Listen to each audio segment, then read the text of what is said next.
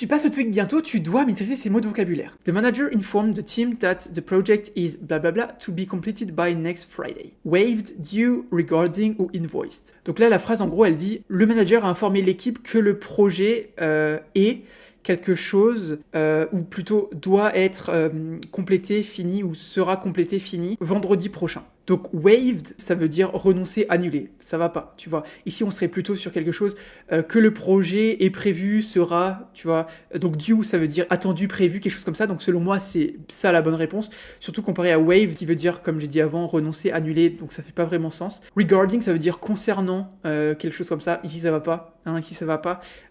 Concernant to be completed, d'un point de vue vocabulaire, ça colle vraiment pas trop. Et invoice, ça veut dire facturer. Tu vois, tu factures quelque chose. Is invoice to be completed. Pareil, même grammaticalement, c'est pas vraiment correct. En fait, ici, c'est vraiment les mots de vocabulaire qu'il faut prendre, les placer dans la phrase, voir ce que ça donne. Et ici, le seul qui colle le mieux, le seul qui a le plus de sens, c'est due. Is due to be completed. Est prévu d'être complété vendredi prochain. Donc voilà, selon moi, c'est ça la bonne réponse.